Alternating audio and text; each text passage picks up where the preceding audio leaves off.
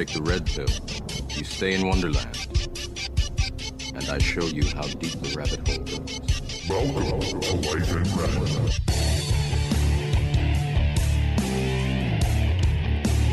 Red. Logan Brown, drinking his focused tea, getting ready for the podcast. My man. That's a sweet intro. Who did that for you? Me. You did all that? I did that. I'll cut and paste. That's cool, man. Yeah, that's radio school. Oh yeah. For you. So you go in, and I got like a free music service on the internet. Okay. Just like what do you like a comment or Commons? Like you would get a picture, right? That's free. Like Creative Commons. Okay. So they have that for music. So I just grabbed one that sounded cool. Yeah. And just went to YouTube and like typed in videos with Red in it, and then I just pulled some clips off Red, and boom, that's get an intro. How's the Focus Tea? I'm interested in that because it's good, man. Yeah. Anyone who listens knows that I've been trying mushroom coffee. Yeah. And same kind of deal where you have this like focus. Yeah. Like what's that? Well, free it's advertising. It's not like a huge. I don't even know what the name of the brand is. I go to It's the only health food shop in Carleton Place. You can get it, and I'm sure you can get Apothecary. Yeah, I don't know if it's that one. Okay. Yeah. It might be. I don't even know what the name of it is. I'm all about supporting local, but I couldn't name half of the coffee shops that I go to and get coffee. That's why I need marketing. Yeah, really. It's funny though. It's my hometown, so that's why I was like, oh shit. Oh no way. Do you know Brock Zeman? I know of him. I don't know him personally. Okay, yeah, great dude. Yeah, He was country like, singer, right? Sort of. He's a little He bit was of a, at one point. He's like a Tom Waits kind of vibe. He's cool, man. He plays the acoustic guitar and plays the bass with his feet. He uses an organ pedal. He doesn't just like bust out his socks and like play with his toes. I think he had a song called Carlton Place too. Yes, he does. Yeah, it's awesome. That's how I think I've heard of him. Yeah, I was like, oh wow. Speaking of music, you are a full-time musician. Yes, sir. I'm somewhere in between a mansion and living in my car. Yeah, but I'm interested because you're a young guy. Yeah. Kind of. Allegedly, I look 47. I'm 23, but it's kind of one of those guys that you could easily be like, if you said 47, I'd be like, okay. But if you were like 19, I'd be like, I see that too. Every time I say that, people are like, no. Oh, no. And I'm like, I don't care. Like, I know what I look like. Yeah. I decided to grow this beard. I know what it looks like, But what made you start with the traditional interview question? Yeah, of course. Why music? And I'm sure so many people thought you were stupid for being, trying to go and take a full-time career in music. Yeah, I was lucky enough to kind of start making money early and to convince my parents that it was a good idea to take time off school. Guitar Hero was probably the first influence that I think of. If I was to go way back, like my grandfather or my grandmother's husband, we called him Papa, so I'll just refer to him as Papa. My Papa, he was a musician. He used to be a full-time musician, and then got into, you either make it or you don't. So he ended up going and finding like a quote-unquote real job. I'm doing air quotes here.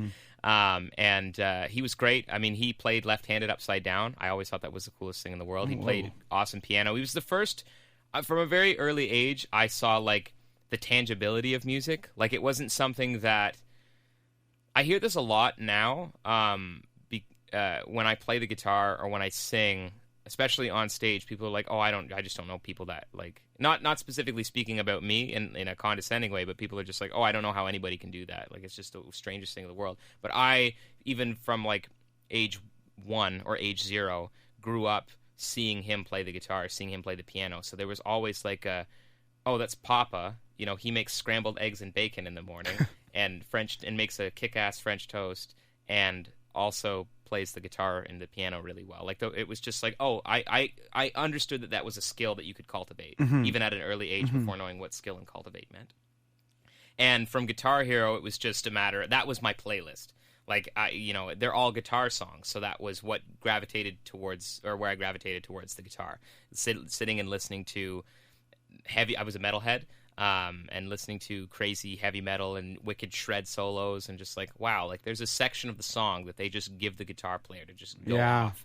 I want to do that. At the time, I didn't think I could sing, and it's debatable still, but at the time I was like, I don't want to be a singer. The guitar is for me. And so I just kind of picked it up from there, did my first talent show in grade 7 or something like that.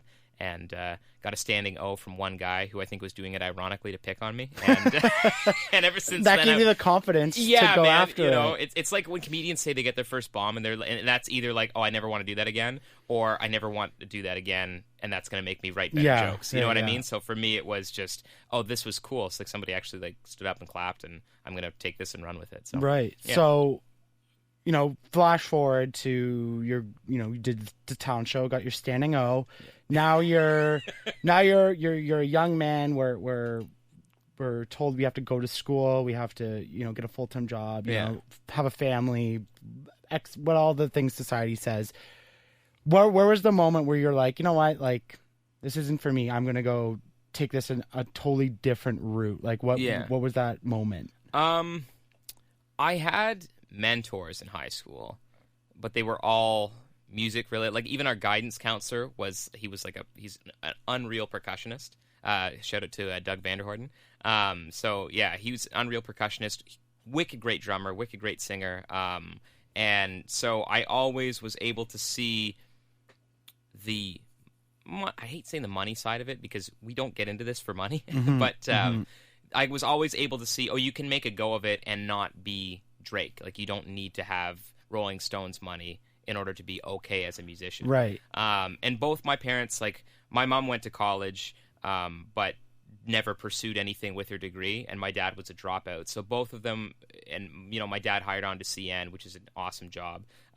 It's a great government job to have. And, you know, my mom right now she's running, like, en route plazas, you know, and this is yeah. So and this is like, they're doing all of this stuff without using their degree or without any education post-secondary whatsoever. For those who don't know what an en route is, that's along major highways in Canada that are like P stops, basically, with restaurants. Yeah. So she's responsible for, I think, like 3 or 4 of them. Which is nuts. It sounds like, she works in the fast food industry, but it's like she's just responsible for making sure the kids get there on time, which is like, that's harder than it. Oh my God, you have no idea. It's harder than it sounds. You have no idea. So your parents understood and was lucky that you had people in your life that understood the arts. And that's like a huge thing right now. Yeah. I talked about this with Danielle Allard, who's on my podcast earlier. She's awesome. Yeah. She's great. Well, I've never actually met her, but we've been like social media following each other for a very long time. Oh my God, I'm going to connect you two because she's awesome and such an awesome person. But we talked about the arts and how when you have education cuts or you need cuts in public funding, like, the arts are usually the first to go. So, you know, I wonder how many other people were in your shoes where they're like, I really want to do this for my life. And, like, this is my passion.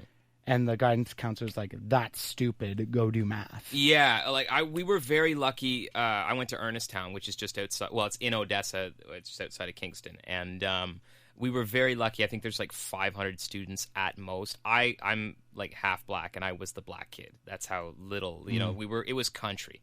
So we were very lucky that everybody really got extensive one-on-one time with the guidance counselors that were there. And they were all very receptive to, if you want to do this and you want to pursue this, these are the steps that you have to take, you know. And again, having Doug, it was very easy to, I want to be a full-time musician. Like, well, you got to get gigs, player. You know what I mean? Like, it was very, like, gave you the real advice. Yeah. Best advice actually I ever got was I did a focus program called Let's Make a Demo in Napanee, which is even more country if you can believe it.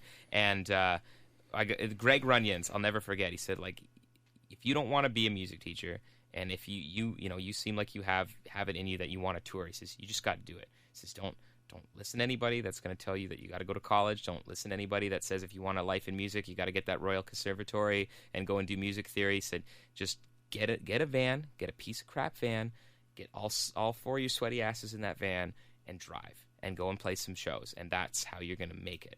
And it's like, if I have the dude that's like literally teaches the Royal Conservatory and is teaching Queens right now, that don't do either of those things, get in a van, be sweaty with your buddies, and play some music, that's what I'm going to do. So, yeah. Well, so, like, did you just go off on your own? Did you start in a band? Like, how did that, like, take off? Because most people would start, like, I mean, when you hear interviews with big artists, like Yeah. whoever it is, when you hear their origin stories, it's always, me and the guys, we got in the van, we traveled and played gigs and got real fucked up, like that type of stuff. Yeah. Like, was that kind of like it for you, or did you just like go right out on your own? Like, and we're just like, I'm just gonna pick up my guitar and play any place that's gonna take me. I had 2 bands. I had one that I have to cite it because like we thought we were the best. But we were called Before the Blackout, and I was just the guitar player there. And I literally came in and I took over for another guitar player. It was the most session fill-in musician thing you could get as a 13-year-old like budding guitar player. Wow. And then I started a metal band with the singer for that band, and that was called Statue and Ashes, and that was really cool. Like, we actually played outside of Kingston, and did a little bit of touring. That was where I discovered, because we had a falling out with our singer, as most bands do, and that was where I discovered that I needed to step up and be the singer, because we just didn't want to find another guy. We had put out so many albums or so many singles with this guy as the lead singer. It's like, oh crap, like I could at least do an impersonation of him, because my buddy and I would just used to rip on him. So I was like, okay, well, I guess I'll do that. And a couple of years later, just, band fell out. Everybody was leaving high school. Everybody was getting real jobs, quote unquote. And I released a single at the end of that year, and donated all the proceeds to, I believe it was the Sexual Assault Center, Kingston. And I was like, okay, I've got a little something here. Like, not just with that song, but just like, maybe I can go out and make a go of this. And I put a little blues trio together that lasted a year, and then just went out and started doing acoustic stuff by myself. And yeah, I was very lucky, like right at the end, where it's like, I told my dad I was going to take a year off to make sure that I had all my ducks in a row.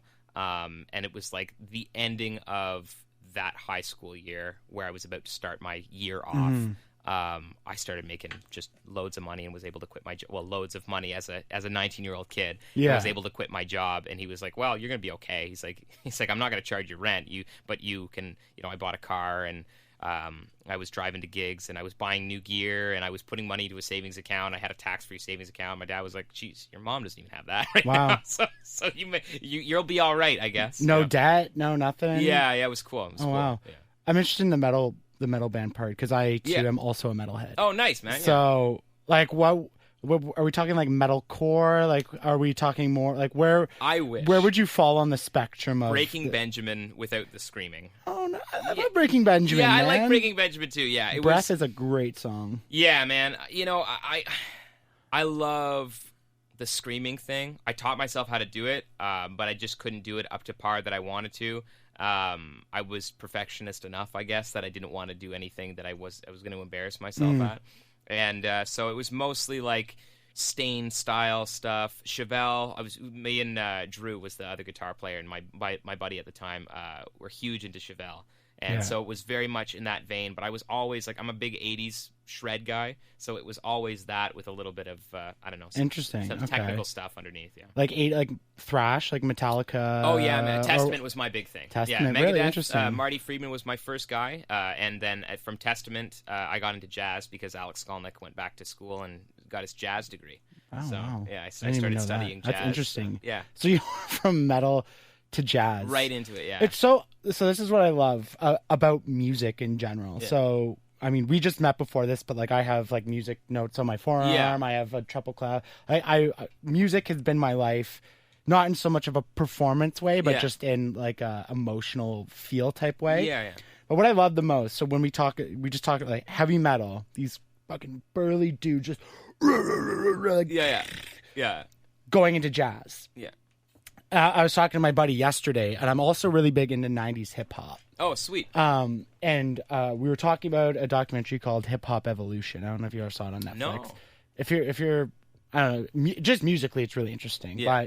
But hip-hop. Anyways, have you heard of Rakim? He was like a big rapper, late 80s, 90s. So like a kind of one of the most influential, well-known MCs at the time.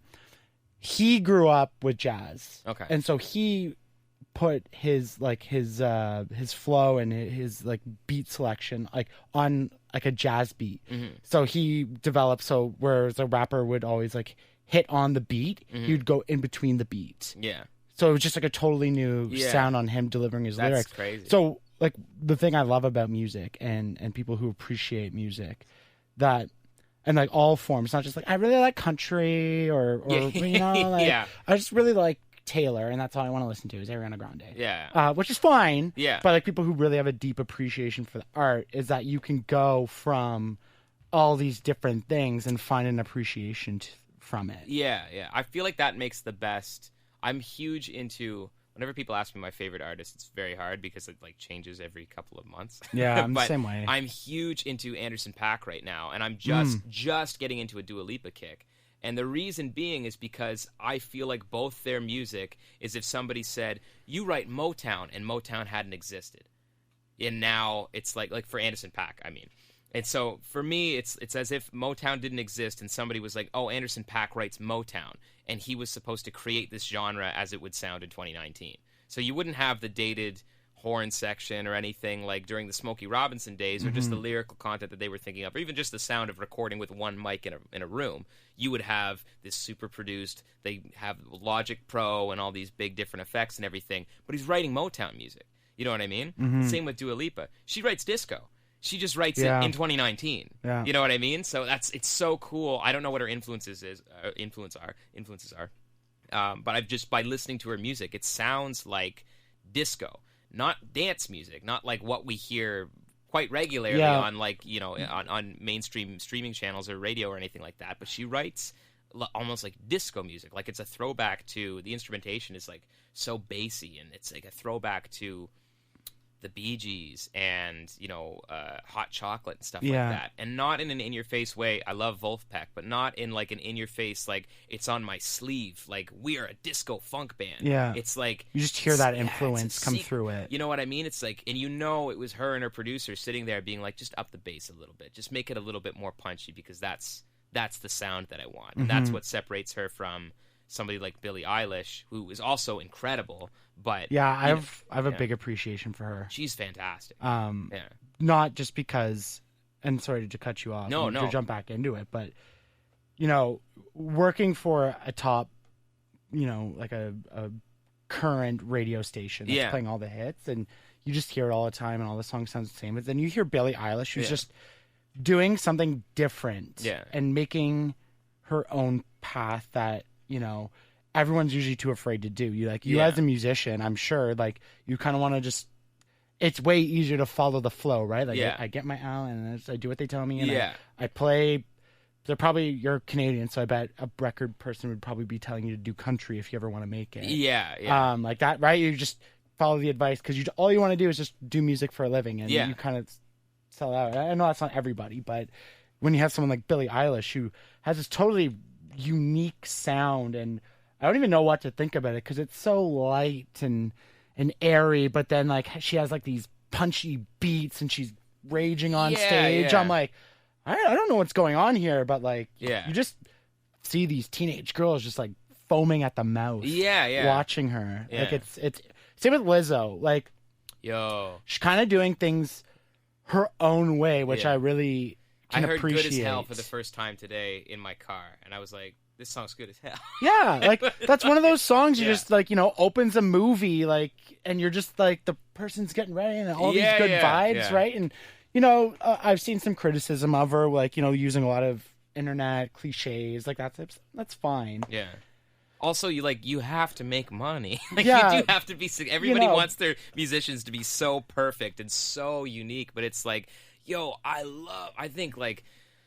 I think Shane Dawson is a YouTube genius, but he clickbaits his titles because I want him to make money. I am okay with that, because I want him to make money. It's one of those things you got to do. It's just there's certain aspects of the gig that you have to do. Whether it's, you know, we get that into a second, but to finish the thought on Lizzo, you're like, here you have, you know, like a strong, confident woman. Add to that a person of color. Add to that, you know, someone who doesn't fit the traditional image of what a pop artist or of a role model, as society would, I use air quotes, would say has to be. And yes, she's out there killing it, and she's telling all these other people that, like, just fucking do your own thing, and like it can work out, and it might not work out, but it can work out. And for me, that's why I look at it. I'm like, I respect the hell out of something like that. Yeah. Well, not everybody's going to have the big machine behind them, but everybody can work really, really hard. That's the thing. It's like working hard is not a talent. You aren't born with it.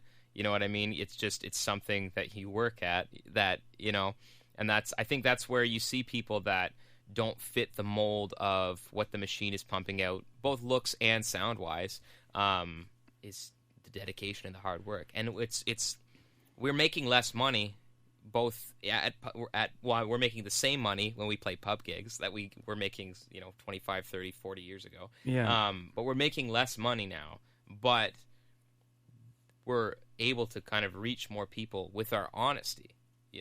By doubling down on who we are, ignoring our weaknesses, as long as they're not terrible weaknesses, ignoring our weaknesses, doubling down on our strengths, we're able to kind of reach people. And you also get to see, like there's more people that look like Lizzo and act like Lizzo and talk like Lizzo that need to know that they're fucking cool. Yeah. You know what I mean? And I'm not saying that people that look like Ariana Grande don't need to know the same thing, but it's the same thing with like the Black Lives Matter versus All Lives Matter thing. It's the Black lives that are in jeopardy right now. So we need to help the people that, may not look like Ariana Grande or don't look like Taylor Swift or, that we are the ones that need a little bit of assistance, know everything going to be okay. Yeah. Yeah. Well, the machine only puts out what they think we want. Yeah. Right.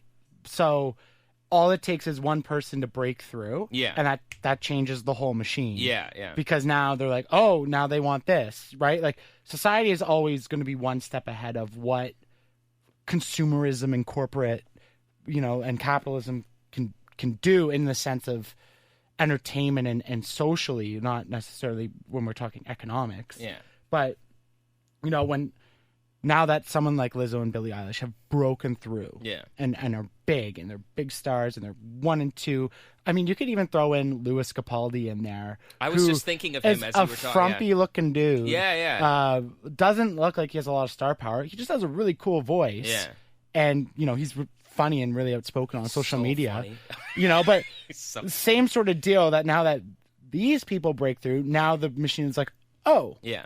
Now this is cool. Yeah. And I think, what it all goes back to, and I've said it numerous times, that we're a society starving of like a lack of authenticity. Yeah. Like we're just, so many people are not authentically them. Yeah. Yeah. And it's really hard to make it, and people want to make it so bad that they're willing to change aspects of their personality. Yeah. Whether it's to make it in their job or their career, or to pursue some sort of greater power, politics, trying to land the girl or guy of your dreams. Yeah. Right? Like you change aspects of yourself to better fit what you think they're going to want. 100%.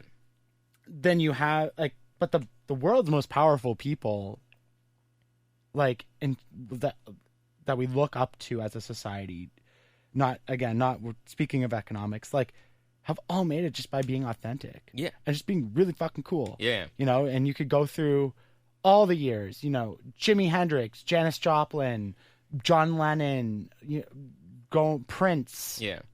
Michael Jackson. Yeah. Kind of. Yeah, a little bit. Yeah. He was too much of himself, unfortunately. Yeah. And then you just go up through here, Beyonce, Rihanna, like they're just authentically them. Mm-hmm. And people were like, follow it.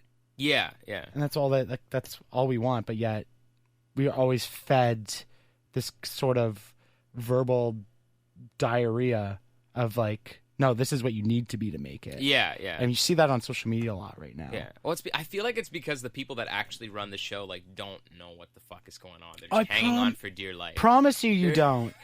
They do not. Holding on. They are fucking 70-year-old white dudes who are like, what do kids want? And like the guy's like, paddling a ball, and no, Rick, that was the 1940s when you were a kid, right? Yeah. They don't know. So they hire some A&R rep to do all the searching for them, and the A&R rep is maybe closer to our age and sits in chairs backwards because it's the cool thing to do, but also doesn't take a chance on anybody because he is going to the clubs and listening to the music, and so he goes and hears who sounds like that as opposed to finding what the next thing is going to be. Yeah, and that's why there's parts of social media and the internet that I hate. And I'm not even a big fan after I hear more and more on what streaming is doing. Yes. It's a double-edged sword where you can get exposure and found, but like the payout is ridiculously small. Yeah. But at the same time, now you saw it with YouTube first, and then you see it with Instagram, with influencers until the rest of the world catches up. But I think it also lends an opportunity to musicians, and I would love for someone to find some sort of platform that, just you can be found and make your own living and doing all these things with something that's for artists, by artists. Yeah.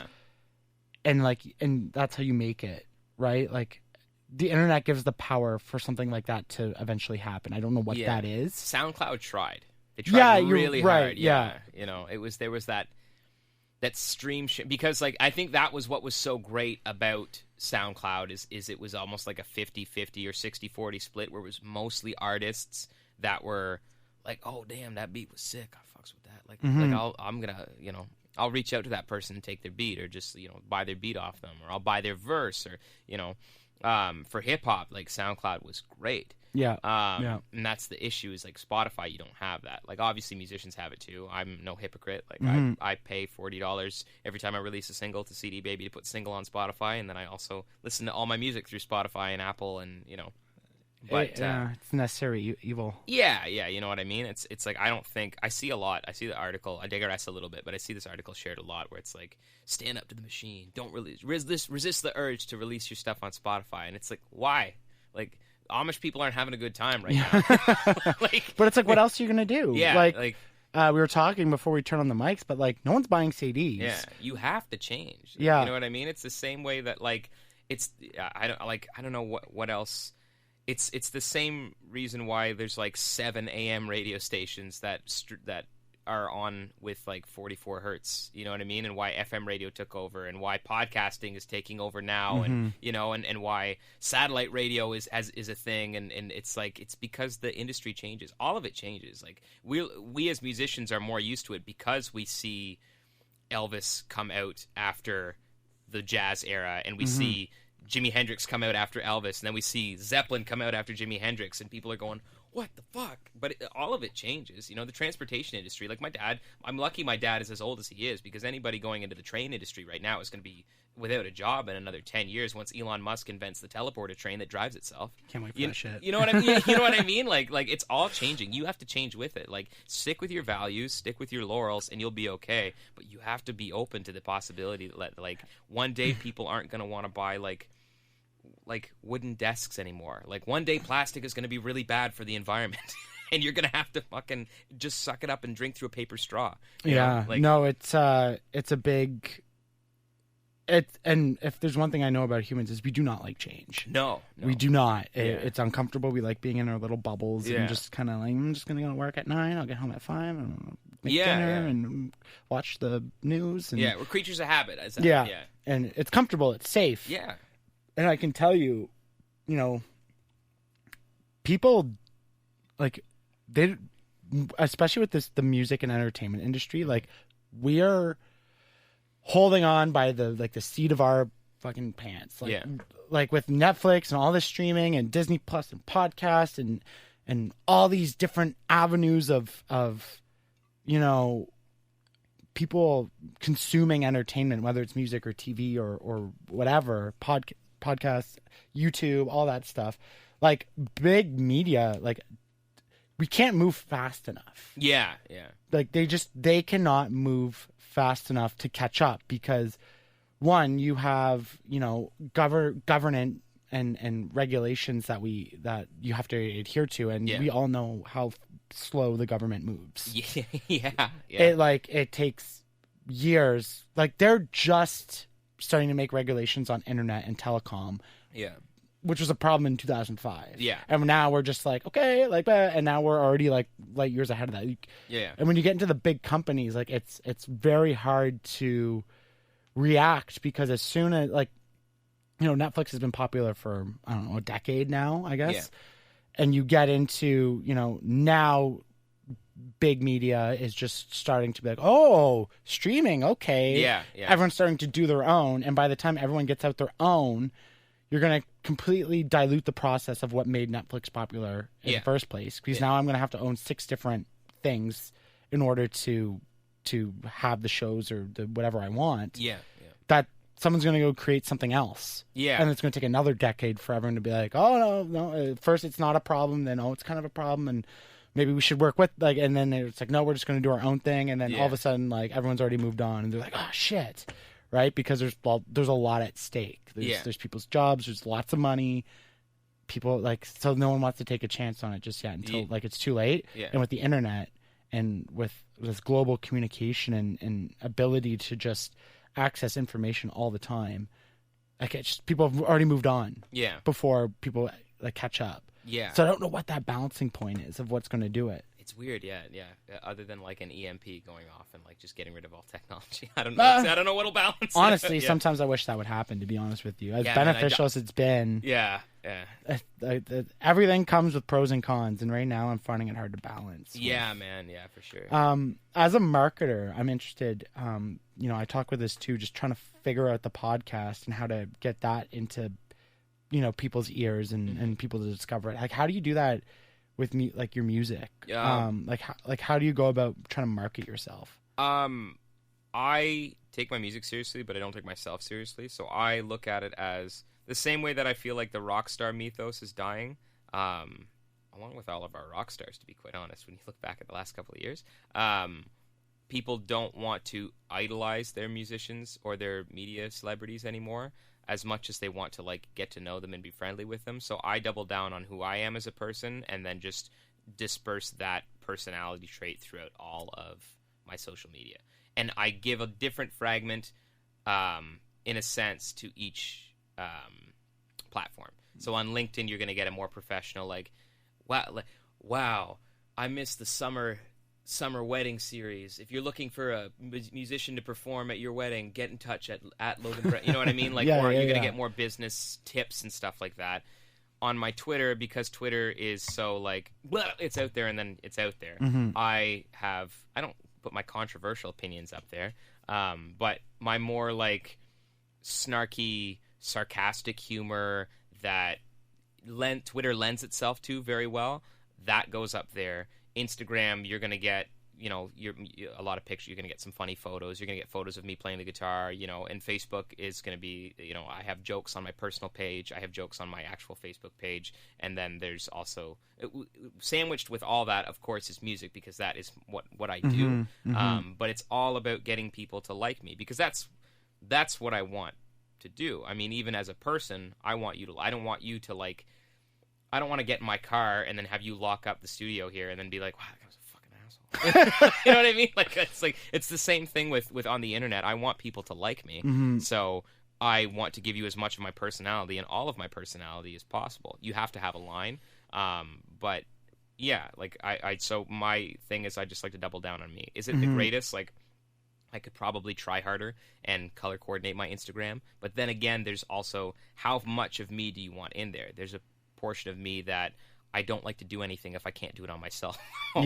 So if I have to log into my Mac and open up my picture editor, you're going to get maybe one post. You're going to get a consistent week of really good posts, and then after that I'm going to be like, here's a selfie. Like, no, it's too, and that goes back to what we were saying about the like, kind of the selling out or the stuff that you don't want to do, but you sometimes have to do. And I find that with social media, because really it's the only, aside from, like, buying advertising, which a lot of people aren't have the ability to do so. They're not, they don't have the funds, whatever. So you have that, but, and other than just, like, playing shows and just getting your music out there, like, you don't have anything other than social media. Like with the podcast, that's all I have to do is to try to get it out there, social media. Yeah. And I fucking hate it. Oh, dude, it was the worst. When there was a time when I was only doing podcasting. I took, like, 2-3 months off of music just because I had become overwhelmed and fell out of love with it a little bit. And there was a time period where I was just doing podcast stuff. And I was like, I didn't know what to do with myself. Because at least I can learn songs, I can take photos, I can do promo, I can upload covers on YouTube, I can upload guitar lessons. Like, there's so much content, for me at least, that I can do. And I'm sure if I dove into it a little bit more with podcasting, you can do as well. Mm-hmm. With podcasting, I didn't know what to do. I would post my one Instagram post, I would post my 2 Facebook posts and my 3 tweets per day, and then I wouldn't know what to do with myself. I would make my content, my quotes from the podcast, my little video clips with the words, and then would be like, that's time consuming as hell too. I don't even know what to do after this. Yeah. Should I record another 10 episodes? Like, what am I going to... Yeah, and then you have to, like, follow all the rules and to fit in the algorithm and stuff like that. Like, it's so much. Yeah. And then, when you're trying to balance other things with your life, like, I'm just like, fuck, like, I can't. Like, I can't just sit there and post every day. Yeah. Just to try to grow it, just to do stuff like that. Like, we're lucky to have it and to have the avenue, but to actually have it work and be discovered off of it, it is nearly impossible, especially on the Facebook, Instagram platform. Yeah. Because they're really all about, you got to pay for this shit in order to get reach. Absolutely. So for that organicness, like it's just really hard. You need people to, like, trade the pot. You need people to trade your content the way that we used to trade, like, baseball cards. A little bit, yeah. You know what I mean? And it goes back to subscribing to who you are as a person. You know what I mean? Like, there's definitely, interview format podcasts. There's a million of them out at this point. Guys that play covers, or guys with beards that play the acoustic guitar. There's millions of them. People need to subscribe to you and me, and then want to support us as people. Yeah. You know what I mean? That's I think where that comes in. So. You're right. You got to double down on yourself. And one strength that I have is I'm very friendly, and I'm always willing to help people. Yeah. So I'm able to get, like, strategic partnerships with people out of this. Yes. Which is helpful. Yeah. It's such a grind to try to. Thankfully, like, I'm not relying on us to do it as, like, a living. Like, one day I would love to have it as that. Yeah. If I don't ever get there, like, I'm not disappointed. Like, I do it as a hobby because it's fun. Yeah. And you get to talk to interesting people and just talk about interesting things. Yeah, absolutely. Someone like you, like, your livelihood is dependent on this. Yeah. Sure, yeah. So I probably am in my head quite a bit about like that, like, get myself out there. That's so much more difficult. Yeah. So it seems to me like it's not really necessarily, you're not following, like, the influencer handbook on trying to grow your brand. No, I recognize that I am a brand as soon as like the name Logan Brown goes on a poster. I am as much a brand as I am a person, especially with this, like, tightrope that I walk, where, like, my social media persona is just me. It's an extension of myself. I'm not doctoring anything up. Sometimes I beg Taylor to bust out her Nokia and the knowledge that she has as with professional photography to take nicer photos of me, and get rid of that zit above my forehead. But other than that, it what you see is kind of what you get. Yeah, man, like, it's an if you build it, they will come scenario as far as I'm concerned. You know what I mean? Like, there's people get sponsors on podcasts and we'll talk about, like, nothing, as well as, like, people that have, like, specific avenue, take their, the people that take their podcasting so seriously and edit out everything and stick to the topic of what, my podcast is called, plastic water bottles and why it's bad. And I have 100 episodes on plastic water bottles. They got sponsored by MeUndies just as well as, like, Joe Rogan did, who realistically, like, he has a brand now because he makes, like, I think he did make some stupid number, like $10 million a month off of his podcast. But he really is just talking to cool fucking people. That's all it is. You know what I mean? Like, yeah. Like, he even as a brand now is more of a motivational speaker than a comedian. Probably didn't want that. He probably wasn't thinking about that. Yeah, in a way. I mean?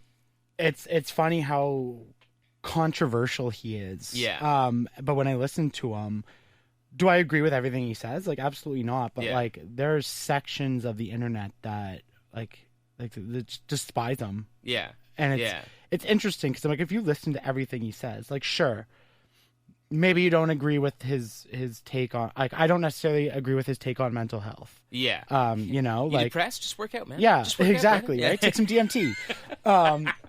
You need to trip balls more, dude. Do I think working out helps? Yeah. Like, absolutely, 100%. And some of the things he has merit in saying that, you know, Yeah. like being lazy is obviously going to make you more depressed, all that stuff. Yeah. For sure. But that's not the whole picture. It's Yeah. like you can't just work out a mental illness away. Yeah. That type of thing. So I disagree with him on that. The trans athlete thing. Yeah. Like that's a That's a controversial touchy- yeah, it's a opinion, touchy right? subject, Like, yeah. and he's very vocal about that, which He's fine. in the sports industry, so I understand. yeah. Yeah. And but- then, you know, that he talks to people on the left and right. yeah. People don't like that because you're giving people a platform. But when you listen to it, like him talk and what he says to people and he calling people out, and you know, like I'm like, he's not really that controversial. Yeah, and No. he challenges people too. Like He that's does. when he sits down with somebody, he more than often disagrees with them. Yeah, You know what I mean? Like it's like he'll call out Ben Shapiro and he'll call out, yeah. you know, Milo Yiannopoulos or Yeah. Alex Jones, which I fucking love the Alex Jones interviews. Yeah. Oh man, the Like, last one was so funny. They're just bananas, and not because I think that he has very good opinions. I'm just like, this is hilarious. It's so funny, dude. Like You know? honestly, like you got to pour yourself a glass of whiskey and like listen to Yeah. that, because when he gets to the like, we keep the babies warm, and like, man, that I cried Yeah. laughing. And he's talking about an actual thing that happened. Like I watched the interview with the senator he's talking about Yeah. afterwards, but like it's the way he explains it, because everything is a conspiracy theory. You know what I mean? Like Mm-hmm. this water bottle's purple because the Clintons are sleeping with aliens and they invented the color purple. And Lizard people. Yeah. Yeah. It's, but like that's just the time we live in, where if you don't stick to a narrative, Yeah.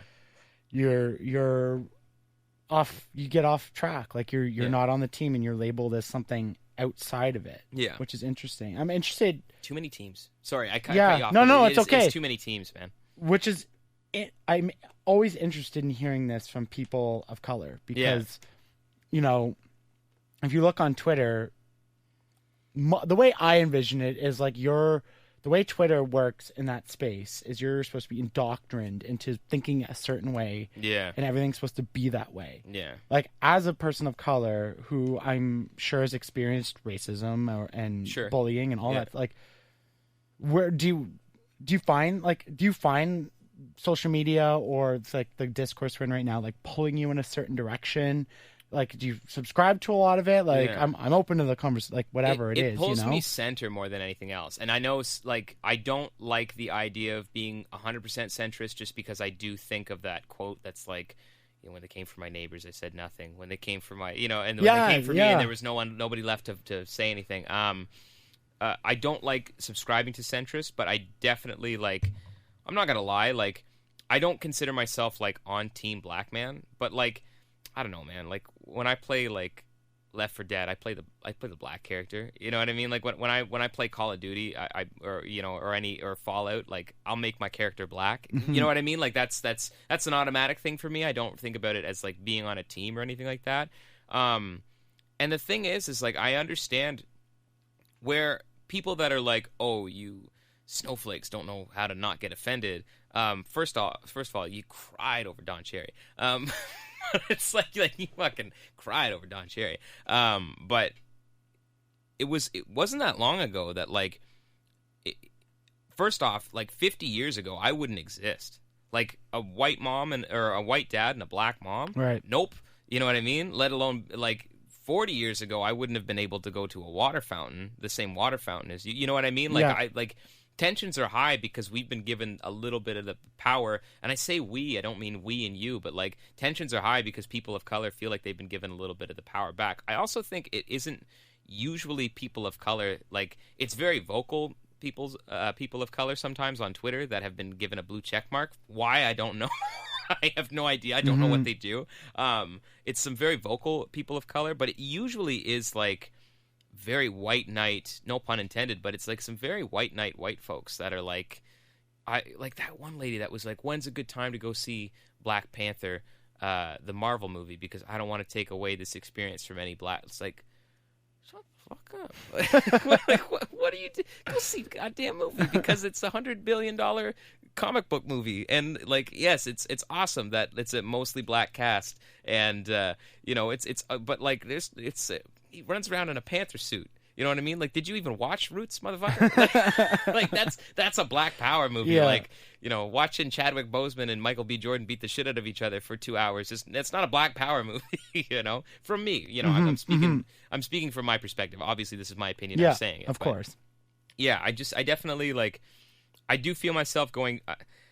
I'm always leaning one way until I go, whoa. You know, like I'm left, like, yeah, man, like fucking, like we got it now. You know, like yeah, like I'll see stuff that's like you know, some memes on Facebook or little quotes from like, you know, my brothers and sisters that are like out there really promoting and eloquently talking about why they feel so strongly about Black History Month or being a Black person living in today's culture and being so outspoken about it.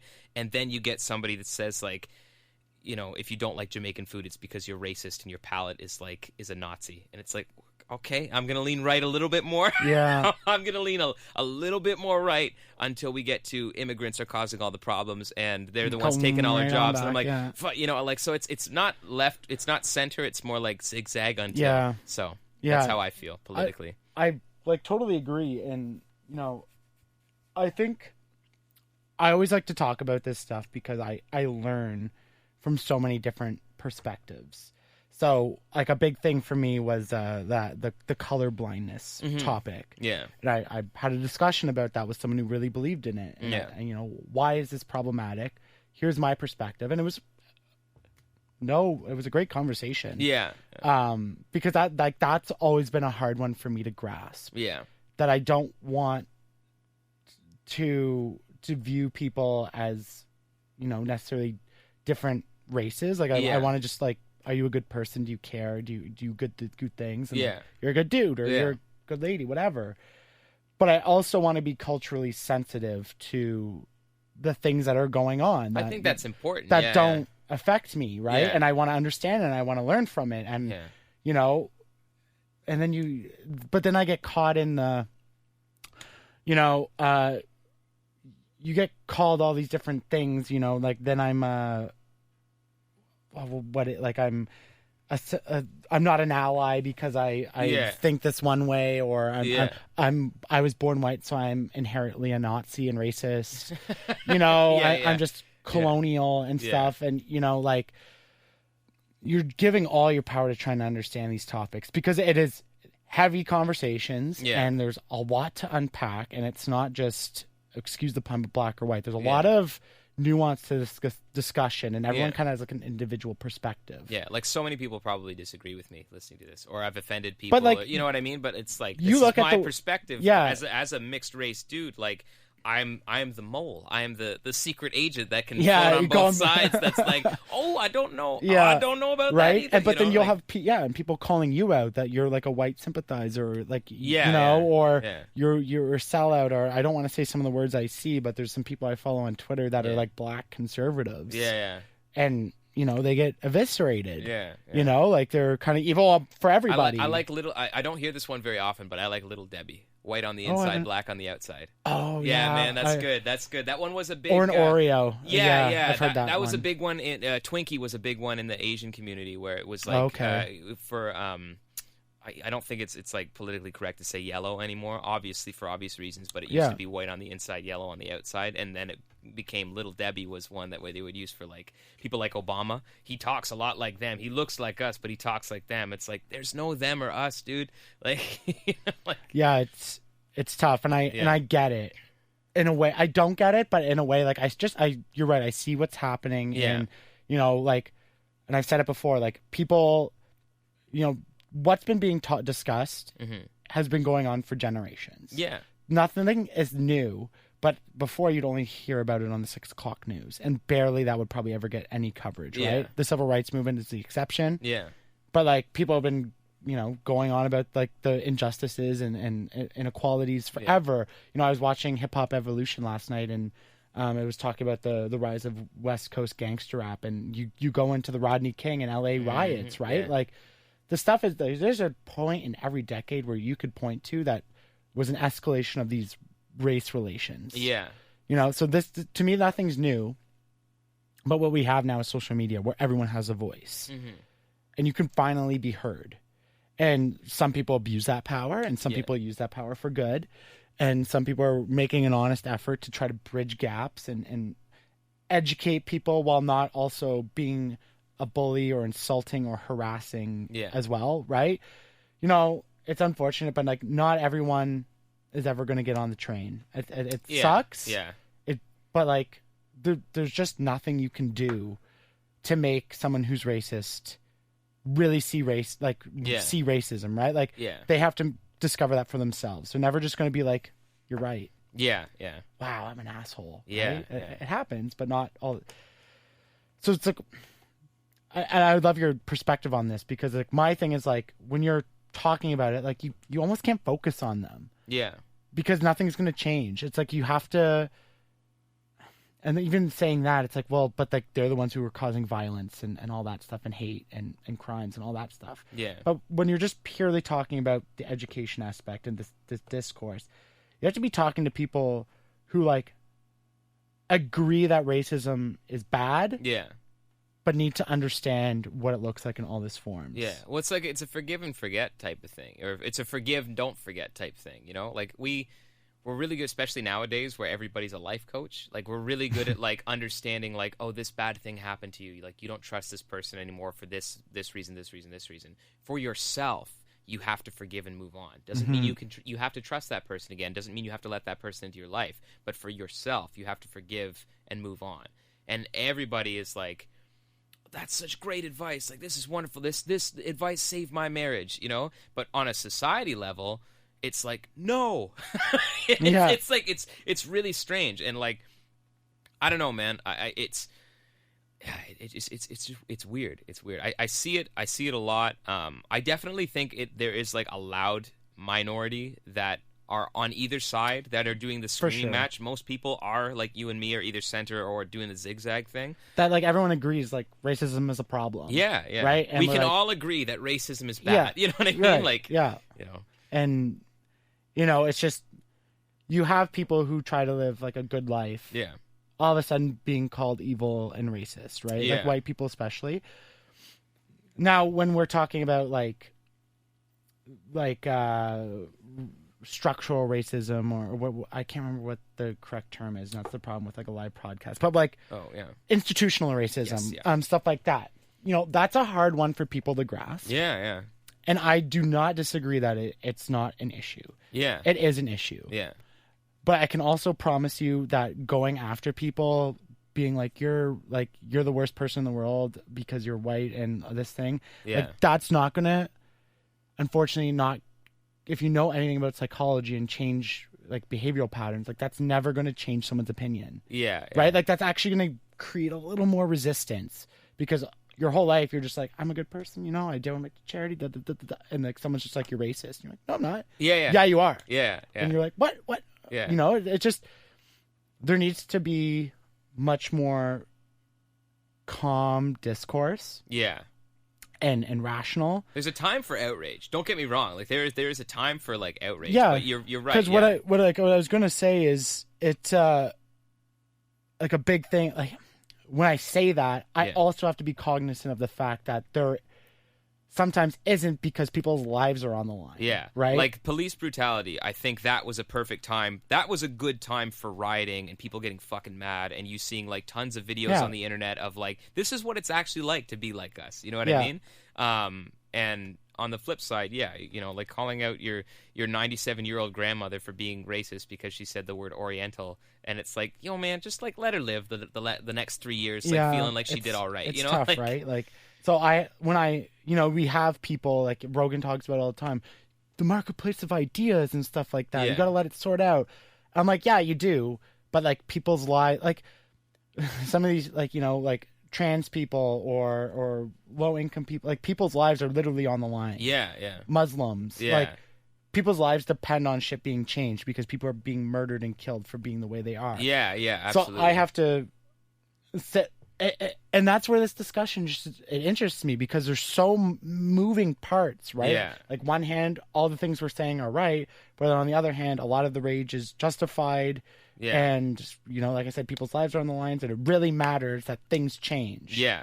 Indigenous people in Canada, yeah. right? Like, it matters that shit changes. Yeah.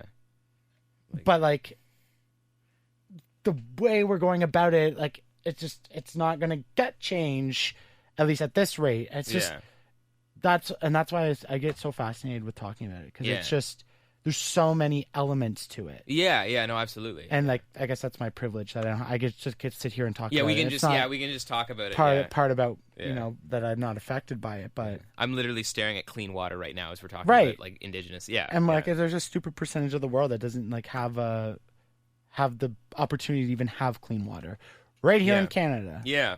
You're right. So it's crazy, man. It's I don't know. I'm interested isn't the right word, but just seeing where the world goes with this. Yeah. And where we choose to make changes. Yeah, absolutely. Because I don't know. Yeah. I don't know who's going to win. Because you look at Don Cherry, you look at that whole incident that happened, and I haven't really talked about it. In support of him, you know? Right? Yeah. And when you look at across the world, and I'm going to talk about like developed countries, like the Germanys, the Swedens, the Frances, the Canada's, US, whatever. Yeah. If you look at election results, right-wing conservatism, like if it's not winning, it's real close. Yeah. No left-wing leaning government is really like running away with things. Yeah. I mean, even in Canada didn't. Conservatives technically won the. Yeah. They got more people voted conservative. Yeah, but you go by. That's why we have the electoral right. Right. Yeah. You vote for your MP, and we had more seats. Yeah. Same with the electoral. Well, I guess like Hillary in 2016 won. Like the next election, the American elections, would be really interesting. Yeah, It scares me a little bit. And it's going to be a fucking hell of a year listening to it and watching the results. But, I mean, the Democrats won the popular vote. Yeah. But it wasn't by, like, it was like 452-48 for, like, right? It wasn't like it was like 80-20. Yeah. There is a super large population that believes in this shit. Yeah. Right? And, like, what does that say? So when we go look at Don Cherry, I would argue that most people were more pissed off that he got fired than what he actually said. Yeah. They look at him, well, he's looked at like some Canadian icon, because people like, you look back and you just see like all the, like nobody remembers all those, and they're coming out of the woodwork, all those interviews pulled up where he's hated immigrants for decades. Well, like it was French, there was Russians, there was, like, now you go into this. He doesn't like people. You know what I mean? And he was looked at like some great Canadian because he supported our veterans, which is that's awesome. But you can do that and also not be a piece of shit. Yeah. It's really strange. Like if all he said was the "you people" thing, maybe he deserved like some time off and a slap on the wrist. But that was the straw that broke the camel's back. Like, he has been a champion for get them out. Since since I've known about Don Cherry, you know what I mean? For sure. It's at least like... Did you ever play hockey or anything? No. Okay, no. So like you were never really looking at Cherry on a Saturday night, like listening to every word. Like he wasn't that kind of icon for you. Yeah. Well, like I don't know how much you follow, but like so we're recording this on Tuesday, the 26th. Mm-hmm. Did you hear the stuff about Mike Babcock? No. So, he got fired, and now stuff's coming out of the woodwork that nothing racist, but he did some like shady shit. And like the story that broke was Mitch Marner, who was a rookie, like Babcock made him rank every player from hardest working to least hardest working. Oh, wow. And then read it to the rest of the team. So, right? Like, That's so rough. there was that. So now all these stories. Now, broke last night, a player who was born in Nigeria, lived in Ukraine for a bit, then came over to Canada. His name's Bill Peters. He's the coach of the Calgary Flames. Mm-hmm. And the guy tweeted out last night, while Calgary was playing a game, like, not surprised the things about Babcock got released. His protege, which was Bill Peters, like, I guess, like, came into the room one day, and they were playing hip-hop music, and it was like, turn off this like N-word shit. Oh, wow. Like, said it just in the middle of the room to him. Now more story, like, people were like, no, he definitely did that. Said that to him, and said it to the guy, not like just bad enough in general, right? You Yeah, walk yeah. into the room and say that, Yeah. but you said it to the guy, why you play like this Yeah. stuff. And now, like, other abusive things are being, like, he kicked a player or something. A guy said, wow. like, kicked a player on the bench in the back.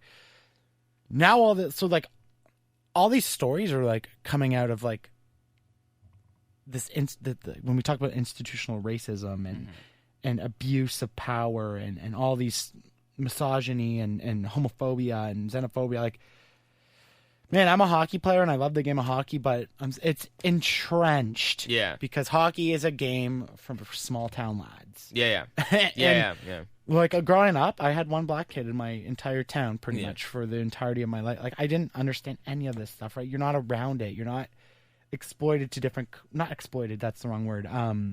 Like, introduced Yeah. to other cultures and other ethnicities and all that stuff, right? Like, it's just your absolutely. white friends and all that stuff, right? So, like, hockey, like, it is a problem, and now it's all coming out, like the snowball. Yeah.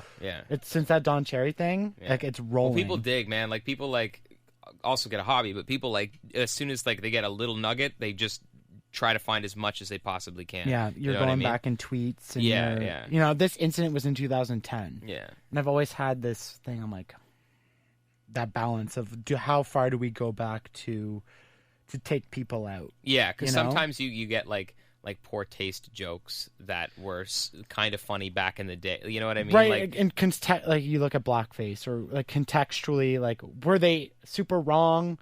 Like, looking at it at today's lens, yes, for sure. 100%, But, like, back then, no one was talking about it. And, Yeah. like, that's a fault of our own that we weren't yeah. talking about it and that stuff. But, like... Yeah. Like, Brazil nuts used to be called N-word toes. Or what was the like that, there was, like- like, candy, like, my parents said they would buy that were, like, N-word babies. Yeah, And, yeah, like, yeah. And I don't even want, I don't feel comfortable saying the word. No, I know, in any yeah. context, really. But, like, yeah, it was always bad. But, like, back then, like, people didn't understand the gravity of what they were doing. Yeah. So do we go back and take it? Like, I don't know what the answer is. I don't know what we should do, because at the same time there was a time where I was, like, super, like, no, Yeah. like, we don't. But then I'm like, well, if I found out, like, you raped someone, like, 20 years ago, should I not, or you murdered somebody, should I not be like, no, like, you need to answer for those crimes? Yeah, no, right? absolutely. Yeah, 100%. Yeah. So now I find myself, like, I'm just always on this whole discussion for the last couple minutes is just, like, this balancing act of where I'm trying to find the line of where what the right way to be is. Yeah. Because you have so many different It is weird, man. Yeah. areas. Yeah. And then I have an employer that I have to watch, like, everything I think and say, because I don't want to lose my job. Yeah, of right? course. Yeah, and, yeah. like, that's always a possibility. Yeah. So you have to be really... I can't imagine how stressful that is. You know what I mean? Well, because you just don't Most know. of the bars that I play are in small towns, so I can say whatever yeah, I want. and everyone's like, oh, yeah. So I bet you couldn't say, I'm glad Cherry got fired. Yeah. Gets kicked out. Yeah, I would get my pay taken. But, like, because what I think I'm saying is fine today. Like, I'm just trying to be honest, but I'm also opening to learning. And like, if someone's ever to call me up and be like, that wasn't okay. Yeah. Like, let's talk. Please, I'm please always tell me. Like, open for that stuff. Yeah. Absolutely. But, like, what I'm saying now, what if people find this 10 years later? yeah. And, like, now And what it's we like, said was, like, so shitty. oh, yeah, right? And then just don't throw the label. You know, like, I'm open to the conversation, but it's like, my name is Logan. It's not racist Logan. It's not homophobic Logan. Yeah. It's not transphobic Logan. My name is Logan, and let's talk. Like, what did I say? Why was it so bad? I'll learn. Yeah. You know? And that's like the whole outrage culture and cancel culture. Like, Yeah. I'm not a fan of it because it just doubles, like, it further separates us, because Yeah. the people who defend it double down and dig their heels in, and they're like, this is the hill I'm going to die on. Yeah. Right? Like, figuratively, but, like, maybe literally. It's I a don't know. power thing too, though. Like, people that I feel like people that think like that are taking what little power that they have on social media and being so quick with that block button and so quick with the word racist that it's like, because it's given, like, the word racist has had its power taken away from it completely, but it's also, like, has so much power behind it as well, because you can watch people in real time react to that word with so much virile, like, anger, you know, like, visceral. It's such a visceral reaction to. Yeah, you know, that's like a really good point, because I was going to ask, like, do you find, Like, I find the word Nazi and the meaning diluted. Oh, yeah. A little bit of cry wolf, right? Yeah, like everyone's just throwing away that term. Yeah. Right? And when you think what a Nazi was, they 4 million people, right? Yeah, like, man. Like, if not more. Yeah. Like, that should be a heavy word. Yeah. So should racist. Yeah. You know, but the definition of racism has kind of changed. Yeah. Right? Before it was like overt racism. Are Yeah. you the guy that inciting puts violence? the white hood on his mask? Yeah, you know, right. Like, he's a racist. Yeah, you know? you're Like, inciting violence, you're calling people like derogatory terms. Yeah. But now people are racist for not liking Jamaican food. Yeah, right? So the term is changing, and like we were talking about earlier, like change happens. Yeah. And if that's the route that society goes and we determine Yeah. that these things are going to be racist, like we all have to abide by it. We're not going to be able to fight it. Yeah. But you know, if it doesn't change, like you kind of dilute, like if you're just going to throw around and call everyone a racist, Yeah. you know, like I said, like people are going to get real defensive about that because Yeah. they don't genuinely believe they're racist. Yeah. That they're just like I love everybody. Like I don't care. Yeah. Yeah. Right. Yeah. And even saying that is like to some people racist. Yeah, yeah. I mean, look at what's the line in the Christmas song now? John Lennon's Christmas song is now racist. Yellow and red ones for yellow and red ones. Like that's not cool to say anymore. You know what I mean? And it's like, but that song is about like the meaning behind that song is so pure and so beautiful. Of like everyone should be able to see, like you are enjoying your Christmas right now while people are starving in other countries. Like, what's wrong with, you know what I mean? And it's like, he was on your side, man. Like, he's on your side. Yeah, so, it's a big one. It's weird. Well, that's a good point. Yeah, you can't say that shit anymore. No, but man. That's not a. But then, yeah, we can still have Washington Redskins, Edmonton Eskimos. You know, all these. Like, I don't get it, and we don't have the leadership. Yeah. For someone to just steer us. Yeah. Well, money's a big thing as well. I think that's a reason why people that are on the hard left are so visceral with the way that they approach people that they feel are racist, is because they'll never have the power that the person that owns the Redskins. That's he's got, or that person has hundreds of millions of dollars. Like if you called him a racist online, he would and take a $1 million bill to wipe the tears from his laughter off of his face. You're not going to hurt him. But there's nothing, they did have Donald. Was it Donald Sterling? I think the Clippers owner a few years ago. Do you remember that story? His girlfriend leaked a tape, a recorded phone call that was basically you can hang out with your black friends and do all this stuff, but don't post it to your social media. Oh wow! Yeah, I can't believe I did. So they banned him and Wow. made him sell the team. Well, good. I'm wrong. There you go. In real time, I was just proven wrong. Wow. Yeah, that's awesome. So, but that's the only case I've ever keep heard being of it. keep being terrible, hard left. Keep calling people randomly racist. It's not necessarily it doesn't work. It's just, what's the line are we going to draw of who we're going to take down? Yeah. Are we going to take it? And if this is the route it goes, then that's the route it goes. Yeah. But are we going to take down every person who's white that is in some sort of position of power? Do they all have to go down for a society to be good? Yeah. I don't know. I'm sure some people feel that way. Yeah. That's their prerogative. That's fine. I don't know. Yeah. It's weird, man. All I can say is this whole shit is bad for my mental health. Yeah. Yeah, this shit's bananas. And then that also gets lost in it, because Yeah. I can easily turn it around to being well, it's great that you guys are all talking about this, but you have no concern for mental health of people. Yeah. I was such a cool dude when I got up this morning, and I had showers, feeling myself. I put my beard oil in, and I logged on, and I'm a racist transphobe, and I shut the computer off, and I went back to bed. We joke about it, but that kind of happened. Yeah, man. To me, I got lost in the Twitter sphere of that conversation. Yeah. And I got so obsessed with it because I'm I do all these great things, and I am not a terrible person, Twitter. Yeah. And yeah. I was just I was in such a bad headspace until I got snapped out of it. Yeah. And I'm back in therapy because of this. Oh, that's crazy, man. So you can make arguments in all these different areas for what's right and what's wrong, but in my lens, I'm this shit is so bad for my mental health. Yeah. And I can't take being called a terrible person by people I don't know, which is a strange thing to say. That these people aren't even directing these things at me. Yeah. And I don't even know them. That's the problem. But though. like, I'm taking this to heart, being like, I am not terrible. Yeah, that's the problem though. Like I see the joke and I've laughed at it 100 times, but like the Karen thing, like people would be like, oh, that's such a Karen thing to do if you have a certain haircut, or it's like some poor woman named Karen who's probably like the nicest lady on the planet, probably black, maybe with a shaved head, doesn't do anything that the quintessential Karen mom thing does. Her name is now, you know what I mean? Her name is now like roastable. Kyle does nothing but drink Monster and ride a skateboard, right, Kyle? It's like some poor dude named Kyle who's like a philanthropist and like, you know, rescuing baby koalas in the sub-Saharan Africa. You know what I mean? Or like I remember being in high school when the South Park Ginger episode got released. Yeah. And the next day, people were like all over me, and I didn't see it. Yeah. I just like, what the hell? Like, people are all after me. People are kicking me. People are like, "Are you taking over the world?" It was fucked, man. Like getting bullied. I'm like, what happened? And then my buddy's like, "Oh, you didn't see South Park last night?" I'm like, yeah. No. Oh, it was a Ginger episode. I was like, whoa. And then all of a sudden, I mean, Gingers have always been kind of like, you know, it goes back to the like beaten like a redheaded stepchild, right? Yeah. Like that dude who made that Gingers Do Have Souls video didn't help your case either. No, he did not. He did not help y'all, man. No, he didn't.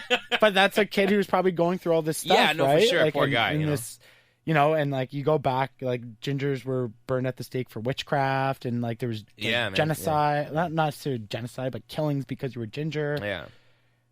And a redhead and impurity and all that stuff, and it's like, and then all of a sudden this episode came, and then it's like, I'm getting bullied. I'm like, what the hell? And now, it's not bad like now, like it was bad for like 2 years. Well, because like Bill Burr's your poster guy now, and but he's bald now. We lost him. All I have is that's true.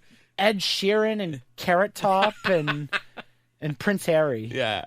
So, but it's interesting, that like the way we pile on. Yeah. Something happens and we pile on. We just jump on it. Yeah. Okay, boomer. Yeah. Millennials, you know, right? The like, okay boomer thing, I've been real hesitant about jumping on because it's a class thing, not a boomer thing, I find. You know what I mean? Like your enemy, because I play bars in the country. Most of my clientele, air quotes, are boomers. And they're the coolest people. They're awesome. Like, I play house parties. Like the boomers in Perth are a different breed of the boomer in Ottawa. Boomers in Perth have like long ass hair, make flower crowns. Like they went to skip college to go to Woodstock. Like those are the boomers that I hang out with. You know what I mean?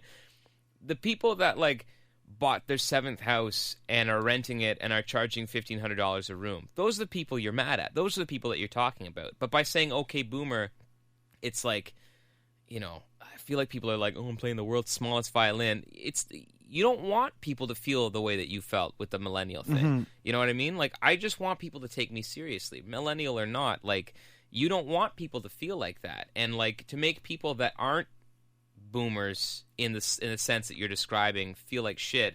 The same way that you felt when you went on Twitter and you're not the racist white guy that is now made to feel like the racist white guy. Like, you're just stop. Us on the same level need to stop fighting against each other. You know what I mean? Like it's like I mean, Jeff Bezos is the guy that he's the problem. You know what I mean? Like I've kind of thought like there was a conspiracy going around that I thought of that was like, what if the rich people like put in all these like bots, or like the rich people are the ones who are stirring this, or the government that are like stirring these conversations. So I believe it 100%. Not focused on them. Oh, I believe it 100%. We're focused on this. Because a new trend pops up every time somebody reminds you that Jeff Bezos didn't pay his taxes last year. Yeah. Like, you know what I mean? Like, as soon as I see that meme start to circulate and get a little bit of traction, or the Epstein didn't kill himself meme get a little bit of traction, it's like, oh, okay, boomer. It's like, let's start fighting against ourselves again. It's, but I don't, like, all the world kind of goes back to, you know, who has power and who's able to manipulate these conversations, and you know, I think there is a lot to it that we're all fighting each other when, you know, the real enemy is kind of like the government. And I don't know. I get a lot of things that when I look at people who are on the left and they're like, the government should be doing this, the government should be doing that. Yeah. More money. I'm like, The government can't even like properly file a document on the 3rd floor of their office. You're expecting them. Yeah. They have so much faith in that. Like, if we give you money and you put it, and you're gonna like that. Right now, that's not what government's here to do. Yeah. Yeah, man. They're here to get reelected. Yeah. They're here to get elected. And then as soon as they get there, they're here to get reelected. Make no mistake, the next conservative candidate, and I apologize because I have friends that are conservative. You know what I mean? I have family members that are conservative. But the next conservative candidate is going to be a person of color, 100%. Because having a white representative now, especially somebody as crooked as Andrew Scheer, having a white representative now, like, the kids my age, like the millennials, are starting to vote a little bit more, are going out there and are looking for somebody that represents them and their laurels. And I think the next conservative representative is going to be a person of color that's, I don't want to say planted. It's going to be a hardworking individual that's worked their way up to be the head of the leader of the Conservative Party.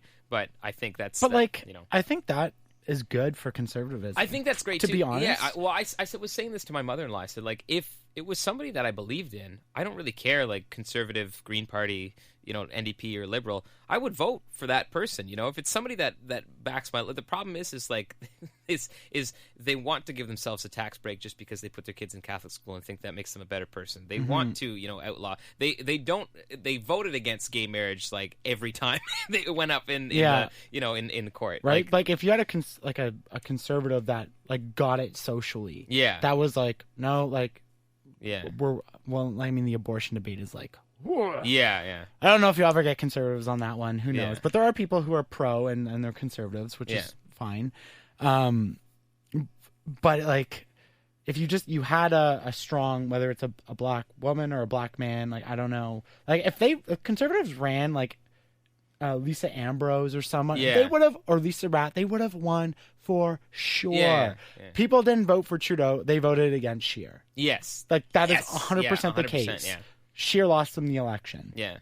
But if they had, like, someone that, like, came in and were like, look, like, I'm for it. We're here. We're going to protect trans rights. We're going to we're going to fix Indigenous issues. We're going to do all these things. Yeah. But they're like, but we're also going to we're going to find ways to do it that's fiscally responsible. Yeah. Here's how you can keep your money and help people. Yeah, that's that's like the number one, like, that's the number one problem. How are we going to do that? Yeah. How are we going to... It's going to be Jesus. Jesus is going to have to come back. Yeah. But, like, that's why I'm like, why do you rely on government to fix this? Like, you want all these money in different places, but, like, a lot of people don't want to spend more money on taxes. So, like, how are you... Do you not understand how this all works? Yeah. None of this is free. Yeah. We have to pay for it, and when we pay for something, it goes from somewhere else. Yeah. Right? And so how are we going to fix all these issues that you want fixed, but you don't want to be spending more money? Yeah. Some people would, which is different, but, like that's not a practical plan. So you need someone to be like, you know what, like, we're going to cut, maybe it is cut foreign spending, or cut, I don't know what there is to cut. There's a whole lot.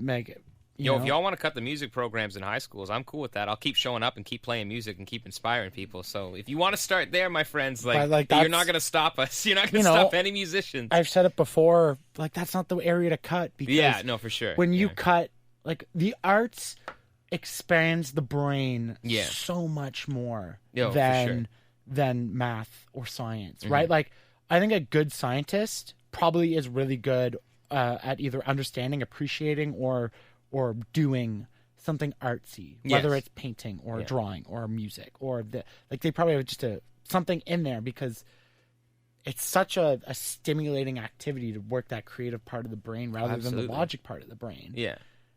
And they no, you gotta do math and science. You need 4 years of English. Like, why? I bet we'd be way better as a society if we had 4 years of art. Yeah. And, like, 2 years. Like, I don't know anything I learned in math. I can't. I don't even ask me to spell trigonometry. Yeah, like, if I can do the basics, like addition, subtraction, division, multiplication. Yeah. I can do that, no problem, easy peasy.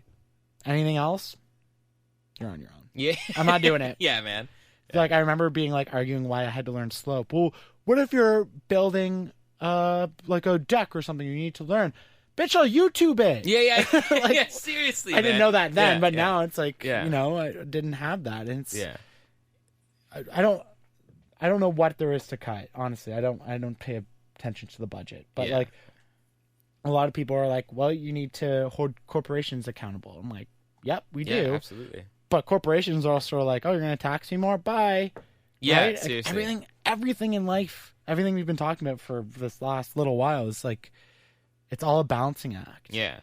Because not everyone is going to, as much as you want them to, and you can call them all the names you want, not everyone's going to agree in every aspect of what you think. Yeah. Right? Absolutely. We're always going to disagree. Whether we all agree that racism is bad, we're always going to disagree on the ways to fix it. Or fixing the indigenous health crisis, or fixing whatever it is. There's always going to be different, even though you have the same goal that you want to achieve. Yeah. We're all going to be like, well, no, that's not going to work. That's not going to work, right? Yeah. But like you get, I find especially on the left, people get like, no, this is the way, and this is the only way. And if eat the rich. Man, I think of Batman. What was the last one? Dark Knight. Yeah. The ending one with Bane. Oh yeah, I'm like, I would not be surprised that shit came. Yeah, for sure. We had some sort of pariah that came and was like taking down the establishment. Yeah. I'm like, oh, I'm kind of glad I'm not rich right now. It's Jagmeet Singh in a face mask and it's all baned out. God. All right, man. Let's wrap this up. Music. I'm going to end with one of your new songs. If you come to a show expecting this political discussion, you will be very disappointed.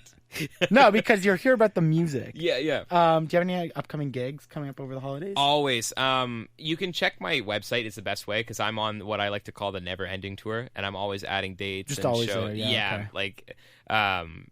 So just loganbrownmusic.com if you want to check out everything. You can find my socials through there. I'm always trying to make it easier for everybody. I am bad at technology, so I'm always trying to make other people that could barely type it in the URL.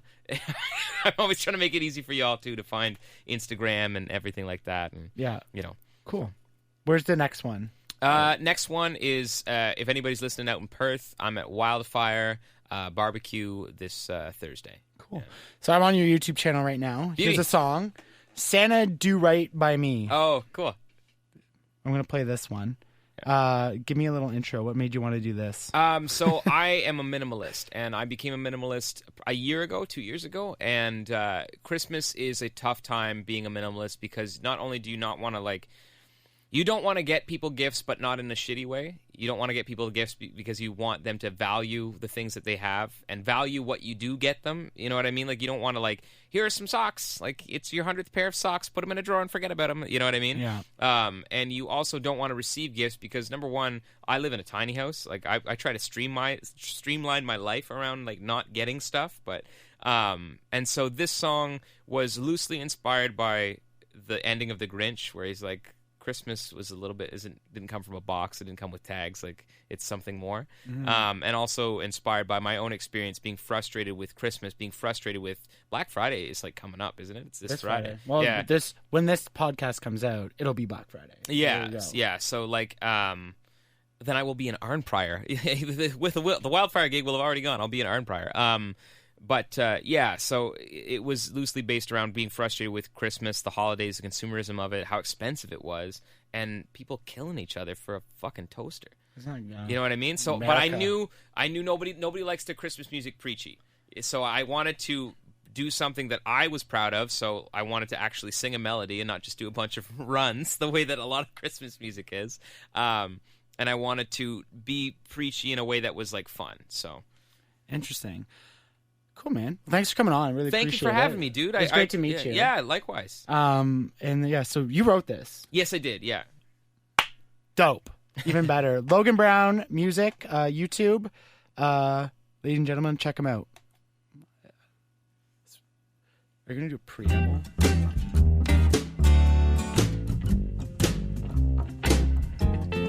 I don't want toy planes or rocking horse. Diamond rings ain't for me, of course. I wanna live my life fancy free, so Santa do right by me. I don't want big trucks with golden rims, flat screen TVs, no visual stems. I want peace and harmony, so Santa do right by me. Now some folks will look around and see everything that they don't have. Well, I'll be just fine with enough to get by and love on my side. I don't want MacBooks or new cell phones. That's just a recipe for being alone. All that stuff don't mean much to me, so Santa, do right by me.